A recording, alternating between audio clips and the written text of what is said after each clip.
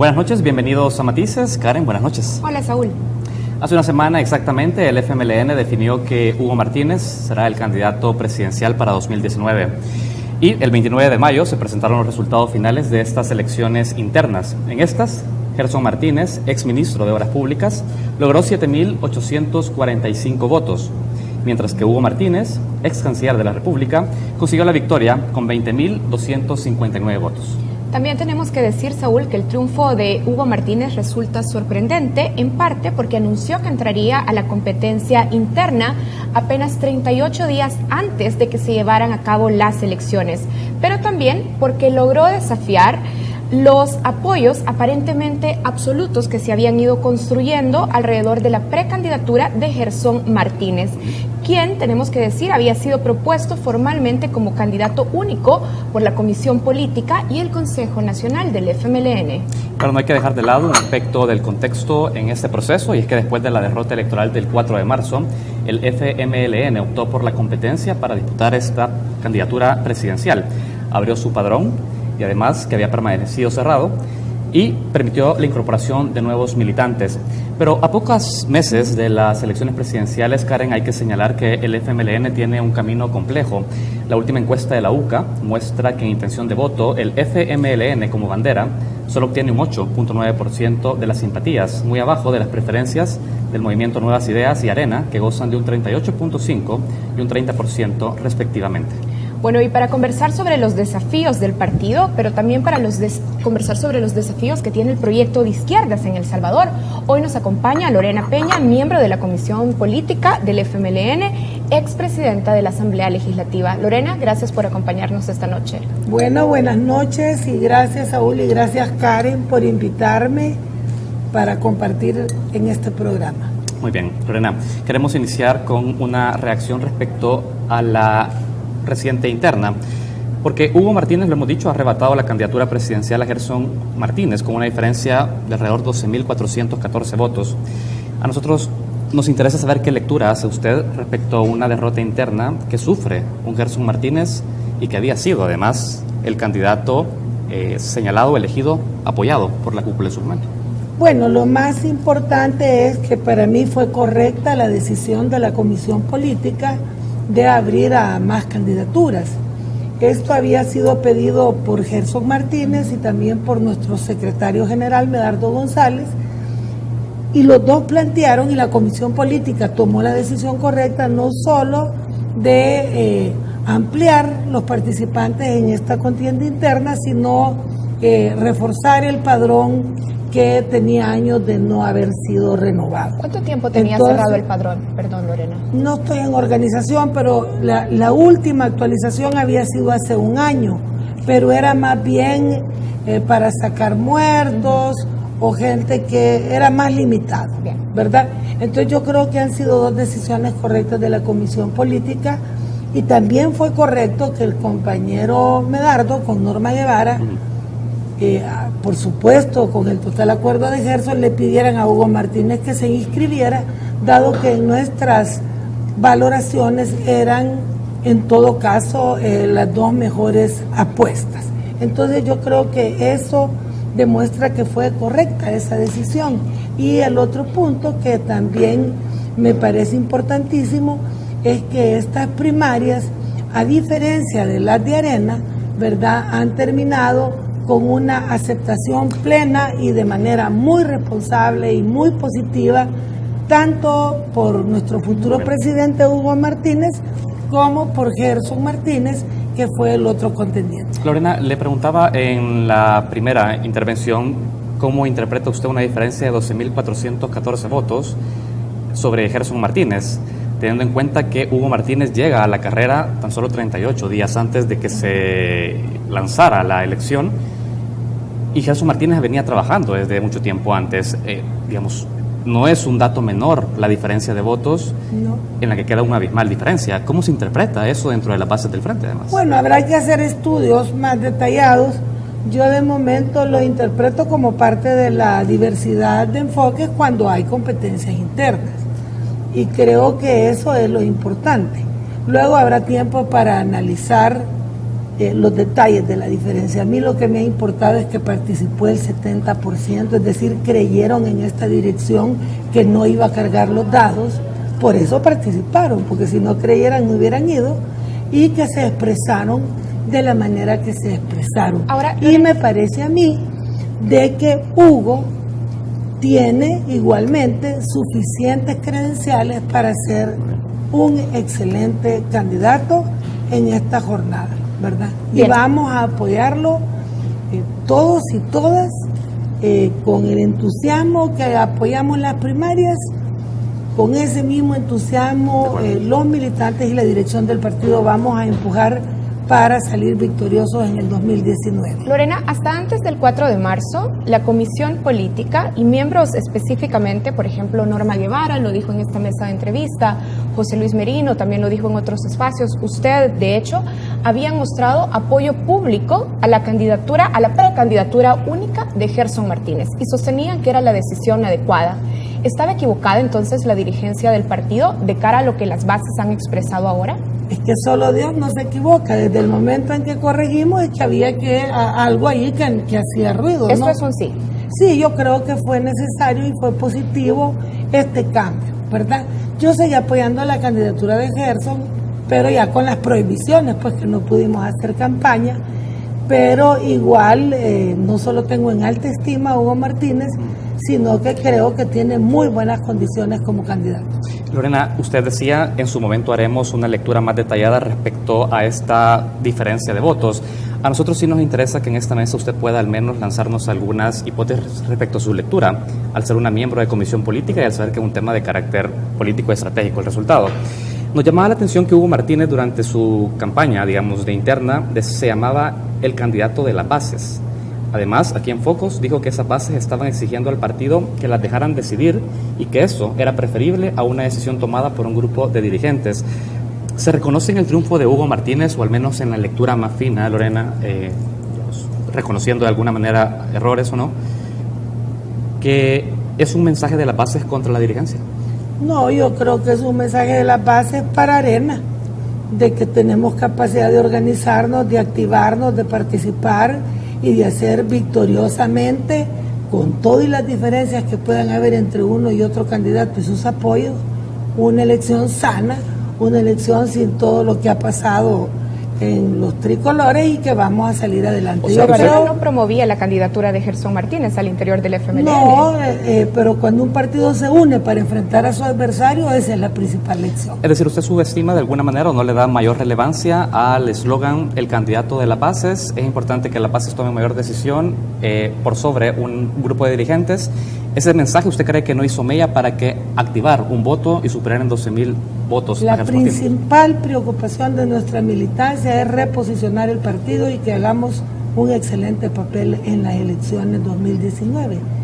El conjunto de la militancia del FMLN tiene como principal preocupación que Arena no regrese, que no se pierdan las conquistas sociales y que profundicemos los cambios.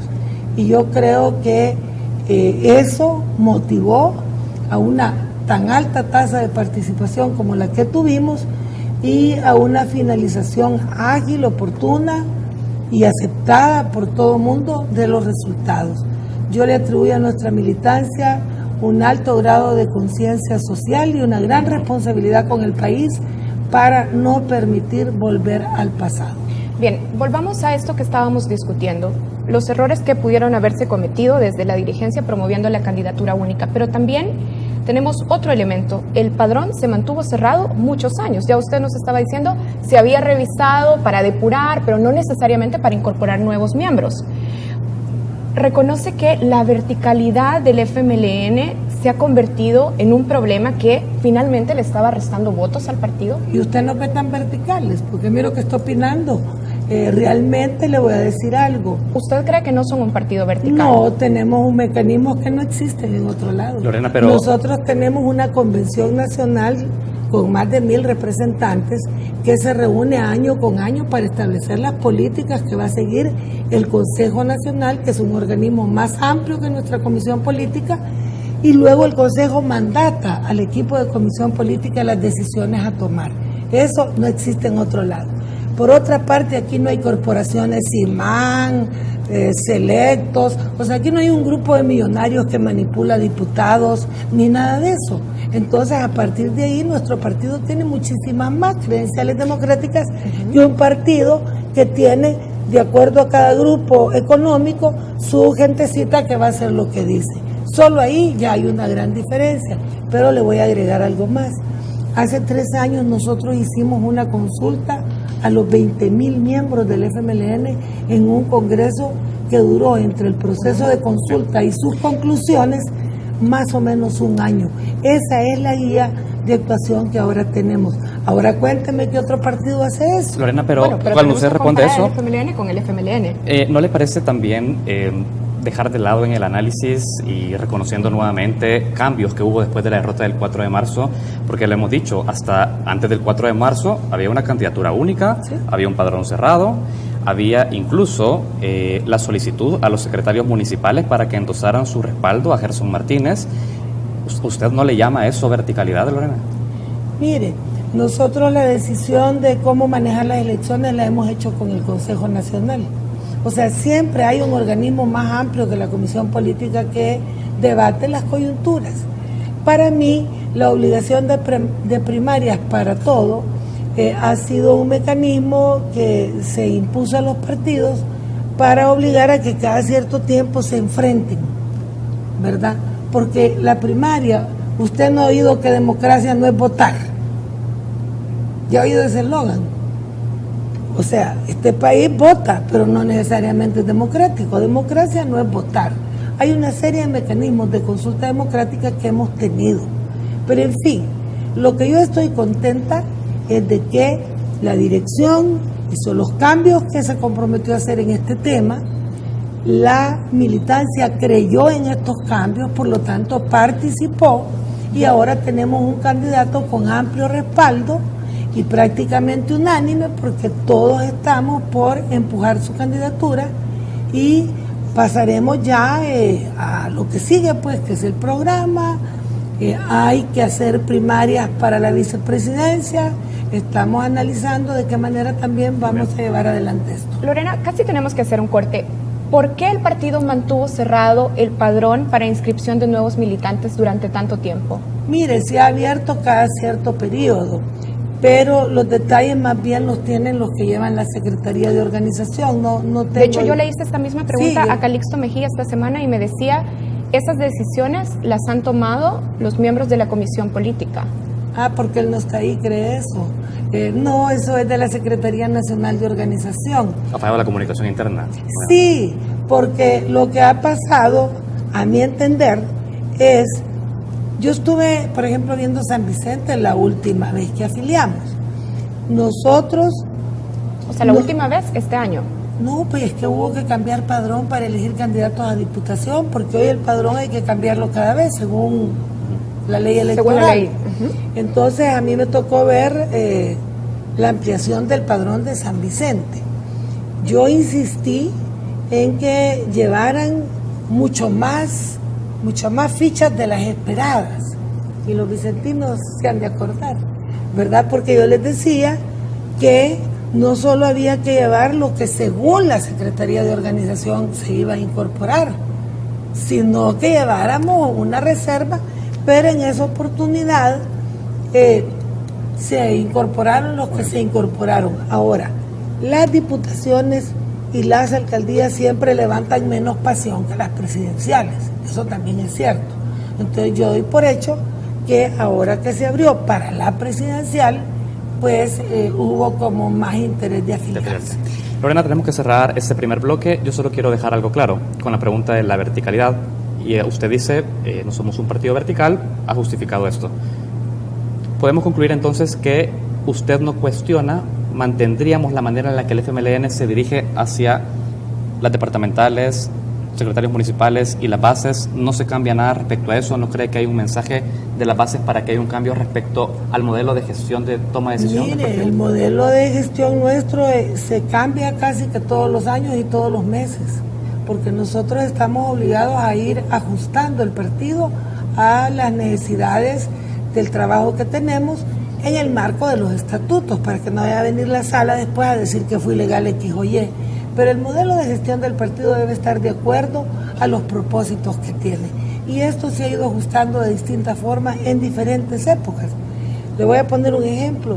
Nosotros tuvimos primarias antes que nadie. Ajá. Entonces, cuando decidimos, y no era obligatorio hacer primarias, miren, nos ovacionaron las asambleas porque estaban hartas de tanto pleito. Figúrese. ¿Por qué las suprimieron las primarias? ¿Por eso? Porque las primarias dejaban mucha división. Pero hoy que las han reinstalado, como tenemos experiencia en organizarlas, tampoco es que nos vamos a cortar las venas porque hay primarias.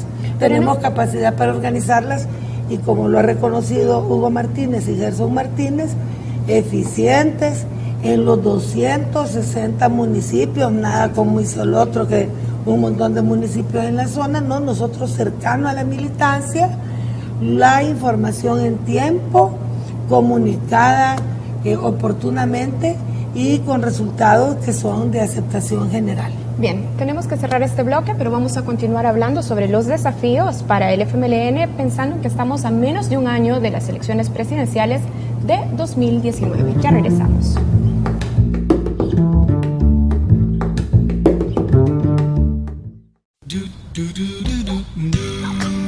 Amor, ¿cuándo vamos a comenzar a ir al gimnasio? A mí me prometiste que iríamos de camping. Papi, yo quiero ir al cine. ¡Vamos pues! Solo con tu tarjeta Club LPG ahorras y obtienes más beneficios para tu familia. Suscríbete ya a La Prensa Gráfica y disfruta de promociones y descuentos con todos nuestros aliados. Club LPG de La Prensa Gráfica.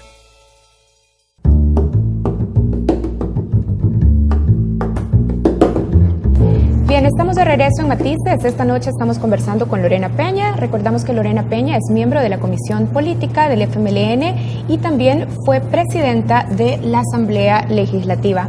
Lorena, queremos hablar también del escenario ahora en el que entramos. Estamos a menos de un año ya de las elecciones presidenciales de febrero de 2019. Se acaba de publicar la última encuesta del Instituto Universitario de Opinión Pública de la UCA. Muestra la encuesta que si las elecciones fueran en estos días, el próximo presidente se definiría entre Nayib Bukele y Carlos Calleja. Hugo Martínez apenas logra el 3.9% de las simpatías. Además, el FMLN queda en tercer lugar, lo cual parece inédito cuando se leen los resultados, porque entre el Movimiento Nuevas Ideas y Arena, el FMLN ahora queda relegado a un tercer lugar. Esto, además, coincide con el bajo respaldo que tiene el actual gobierno. ¿Usted podría identificar qué políticas públicas tuvieron que haberse cambiado para que los errores de gestión no se llevaran de encuentro a las simpatías del partido y sus personeros? Bueno, una primera cuestión que quiero comentarles es de que vamos a ver qué dicen las encuestas ya con Hugo Martínez lanzado como candidato. Yo estoy segura que ya el FMLN, con su candidatura definida, porque no la tenía, podrá mejorar ese puntaje. Pero también yo sí creo que la ciudadanía está esperando que el FMLN plantee un programa y una práctica más radical. Esa es mi teoría, fíjese. Es decir, que haga la diferencia más radicalmente. Más izquierda. Y en todo caso, más eficiente, más cercano y más izquierda. O sea, está diciendo que el FMLN no ha sido tan radical en estos años. Nos falta. Le voy a poner un ejemplo. Yo creo que el FMLN, en mi opinión personal, no sé qué va a decir el candidato, pero bueno, nosotros apoyamos la despenalización del aborto como grupo parlamentario, ¿verdad? Pero nunca ha sido un tema de agenda. Para mí debería de ser un tema de agenda, de campaña. Nosotros hemos propuesto la ley de identidad de la comunidad LGBT, mi persona particularmente. Yo creo que hay amplios sectores de la población, callan eso, sufren violencia, están en un submundo, pero votan. A lo que usted le llama más radicalidad es a que el partido se moje en temas básicos que la izquierda tendría que mover en una agenda. Claro, un poco más, porque ya nos movamos bastante con lo del aborto y creo que ha sido un buen aporte para el debate y que debe seguir porque esa iniciativa no la vamos a dejar morir. Quiero preguntar algo sobre ese tema. Y algo más, por ejemplo, en el tema de la declaración patrimonial y el impuesto al patrimonio, yo a ustedes ya se los he dicho varias veces, no es, mire, todo mundo debe ser honrado de las manos, nadie debe robar, pero no es cierto que basta con no robar, porque si no hay redistribución de la riqueza y el ingreso, vamos a tener siempre avances buenos, pero no suficientes en materia de superación de la pobreza, igualdad, modernización de servicios, mejor calidad de hospitales, etcétera. Ahora, entonces, la redistribución de la riqueza y el ingreso para lograr menos pobreza e igualdad es algo fundamental y eso tiene que ver con salario mínimo, la segunda fase, y con la declaración patrimonial y el impuesto al patrimonio. Lorena, vamos a ir tocando algunos temas de gestión. Quiero agregar otro detalle. Yo creo de que nosotros damos servicios a la población, pero falta explicarle a la población qué implican esos servicios que damos. Con respeto, tengo que interrumpirla, diputada. Seguimos después. Seguimos después. Usted habló del aborto, me llama la atención porque el 11 de abril... Cambio tema. El 11 de abril se esperaba que Lorena Peña bajara al Pleno Legislativo y que pudiera liderar en ese momento la plenaria para poder pasar la reforma de penalización del aborto, un acuerdo que ya había sido arreglado previamente con los sectores aliados, organizaciones feministas y otros diputados que estaban a favor de esta despenalización. Sin embargo, usted no bajó al Pleno esa tarde. Me encanta la pregunta. ¿Qué pasó? Mire, ¿Qué pasó esa tarde? Tenía infección en los riñones y estuve bajando al Pleno a conspirar, pero no hacer ahí a la Junta Directiva.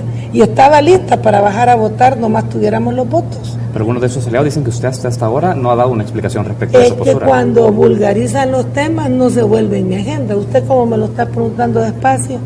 Mire, yo llevo ya 3 propuestas de despenalización del aborto, ¿sabía? En 2 me han derrotado, pero en esta estamos mitad de la batalla. Recordamos la de octubre de 2016 que presentó, no, por ejemplo. Y está la de la reforma al Código Penal en 1997. Y después hubo otra en el 99. Entonces, para mí no es un tema de coyuntura, ese es un primer punto. ¿No está descartado todavía continuar la lucha con ese tema? ¿Y cómo lo voy a descartar? Explícanos qué pasó. Si es de justicia social, permítame. Algunas de mis críticas, sobre todo una de ellas que no voy a dar el nombre, fue diputada suplente y nunca presentó nada sobre el aborto. Entonces resulta poco serio que una persona que fue diputada, que tenía iniciativa de ley, nunca presentó nada y ahora pretenda plantear que es una propuesta de coyuntura la mía. No, nosotras somos feministas y las feministas no claudicamos ante el patriarcado. ¿No hubo nada, ningún poder que le dijera a usted que no fuera ese día a bajar al Pleno? Pleno? Para nada. En el partido hay un consenso unánime respecto al tema. En la bancada estaban los 31 votos. Ahora, en mi caso, que creo que fue el día que llegó Claudia Cristiani también a cabildear, yo estuve con ella, con los diputados, haciendo el trabajo del lobby. Pero como estaba enferma, no me iba a echar debajo del aire acondicionado todo el Pleno. Pero usted sabe que a uno le avisan cuando va y baja. Entonces, ahí estuve, ¿verdad? Lo que pasó en realidad es que Gana se echó para atrás. Y sin los votos de Gana, el diputado Ray no conseguía los que le faltaban de la derecha, ¿verdad? Esa es la cruda realidad. Y me parece que cuando se celebra la fiesta antes de que sea el cumpleaños, nunca resulta. Entonces algunos grupos celebraron antes de tiempo y alertaron a los conservadores. Entonces yo creo que esa es una batalla que debe continuar. De hecho, continúe en la Comisión de Legislación, no esté en el archivo, ¿verdad? Y también el de la ley de identidad, ¿verdad? Y hay leyes, los diputados y diputadas tienen su aritmética, pero si los movimientos populares y sociales se movilizan, a veces cambian esas aritméticas. Escuchamos a Karen, sí. Lorena, sí, de hecho, hace unas semanas en una entrevista, la diputada electa por el Departamento de la Libertad, representando al FMLN, Rina Araujo, de hecho, nos decía que la despenalización de la interrupción del embarazo en causales específicas ya estaba fuera de la agenda legislativa del periodo 2018-2021. Pues no sé por qué lo dice, porque sigue en la Comisión de Legislación. De hecho, estamos preparando una capacitación para las nuevas diputadas, porque no todas las diputadas cuando llegan están tan documentadas sobre el tema. Yo espero que la doctora Araujo, siendo médica, pueda, al conocer más a fondo la propuesta, saber de qué estábamos hablando. El tema sigue entonces en la en la agenda de la fracción legislativa del FMLN. Sigue en la fracción legislativa y sigue en la Comisión de Legislación. Lorena, hablemos de otros aspectos. Retomando la encuesta del IUDOP, se destaca que los juicios negativos sobre el desempeño del actual gobierno son cada vez más unánimes, concluye la encuesta, y hay un retiro progresivo de los apoyos que el FMLN había mantenido en los últimos años. Y dice, en paralelo, además, la figura de Bukele se posiciona como la favorita para ganar. Quiero preguntarle algo, porque es un 51.1% de encuestados que dice que Bukele es mejor candidato presidencial, un 80% de encuestados a la vez dice que no se siente beneficiado por el trabajo del gobierno. ¿Haber expulsado a Bukele no fue un error de manera estratégica para poder tener a un candidato ganador para la elección presidencial de 2019? Mire, en mi opinión, uno debe tener candidatos que más o menos sean coherentes con la política del partido. Porque el partido no es como un aparato que anda viendo a quién lleva, no importa cómo piense. Entonces, si uno quiere ser honesto con la ciudadanía, no puede solo por ganar llevar candidaturas que no sean coherentes con la filosofía de su partido. Hoy en día nos quieren inclinar a una política cínica, que no importa cómo sea el tipo, pero si se vende, lo llevemos. A mí me parece que es importante que el FMLN, cada vez que proponga a la ciudadanía una candidatura, sea consistente con la filosofía del FMLN. Entonces yo creo que no fue un error. Ahora, José Luis Merino, y yo creo que usted lo recordará, dijo aquí hace un par de meses en esta misma mesa de entrevista que no descartaba ni afirmaba una alianza con Bukele, y usted reaccionó de inmediato en Twitter señalando que esa era una postura personal. Parece que dentro del FMLN no hay una postura unánime sobre esta alianza. Yo creo que porque no había candidato, pero ya estando Hugo Martínez de candidato, para mí la prioridad del FMLN es reposicionar al FMLN y a nuestro candidato Hugo Martínez, que es mejor que Bukele y Callejas. Pero hablemos de la segunda vuelta. La segunda vuelta sí es estratégica. En la segunda vuelta podemos aceptar a los que nos quieran apoyar, pero yo no voy a hablar de la segunda vuelta si estamos trabajando por la primera. Eso es hacer cuentas falsas. Pero no le diga entonces a su base que el FMLN automáticamente rechaza desde la postura de Lorena a Bukele, porque es probable que se pueda buscar en una segunda vuelta.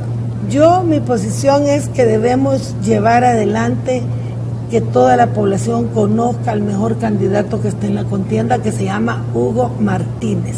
Lo preguntamos por los números. Un candidato moderno, un candidato con principios, un candidato capaz de relacionarse con la juventud, con las mujeres, con los diferentes sectores, que puede continuar el camino y mejorarlo, perfeccionándolo, de las transformaciones del Salvador. Esa es mi preocupación. O sea, yo ahorita no tengo por qué estar haciendo el psicoanálisis ni de Ramiro ni de Bukele. Mi preocupación en este momento es dar a conocer quién es Hugo Martínez y por qué Hugo Martínez es superior a lo que se encuentra en el escenario electoral ahorita. Bien, entonces nos está diciendo, ahora ni siquiera estamos considerando la posibilidad de que en segunda vuelta tengamos que establecer alianzas. Es que mire, el presidente Sánchez Serén empezó bien abajo y terminó asustando a todos porque ganó en 2 vueltas. Entonces que ningún otro partido esté haciendo cuentas alegres, que esto apenas empieza. Lorena, usted es una... Norman Quijano iba con 72 puntos, fíjese, y el profesor Sánchez Serén le ganó.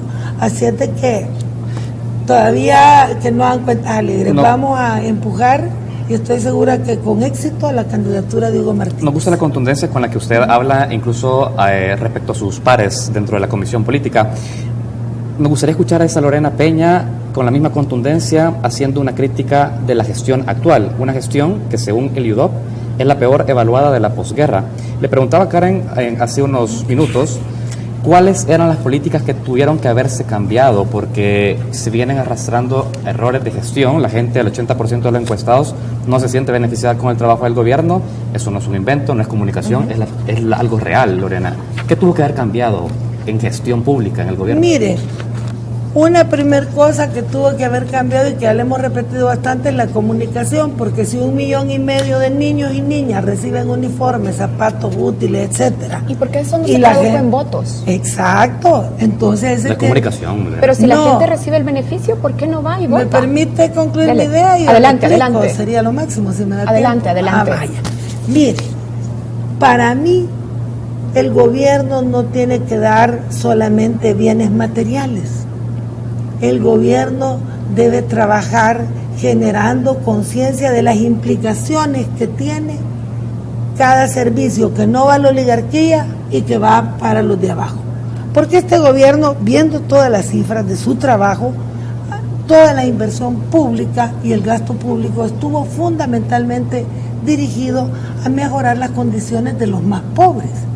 Pero si al mismo tiempo estuviera sido acompañado con mayor concientización y divulgación, la evaluación sería diferente. Ahora hubo fallas. Le voy a poner, por ejemplo, unas que ya se han visto, fallas, por ejemplo, en lo que fue el servicio de agua y facturación, que golpea a la gente de abajo. Subsidios. Entonces es un poco como que yo tengo uniforme, pero no lo puedo lavar. Entonces, aunque el uniforme le llegue, si el agua no le llega, usted de todas maneras termina enojado. Entonces hubo fallas en el servicio y la facturación de agua. También hubo una focalización extrema de los subsidios de gas y energía eléctrica, que me parece importante. Y como dijo Gerson Martínez, que a más de algún funcionario se le sube el funcionariado a la cabeza. Entonces yo creo que este nuevo gobierno del FMLN y este mismo que ya está concluyendo el próximo año, tendrán que trabajar duro como lo están haciendo en el Plan 10 para superar estas fallas y para tener una relación más de diálogo, más de escucha directa con la gente. Bien, bueno, gracias Lorena por habernos acompañado ahora, se nos acabó el tiempo, creo que tenemos bastantes insumos para seguir discutiendo. Muchas gracias. Gracias a ustedes y decirle a toda nuestra militancia que ya deben estar listos y calentar motores porque vamos con todo por Hugo Martínez. Bueno, muchas gracias. Lorena Peña, miembro de la Comisión Política del FMLN. Cerramos aquí esta entrevista de Matices, pero tenemos más contenidos en Focus.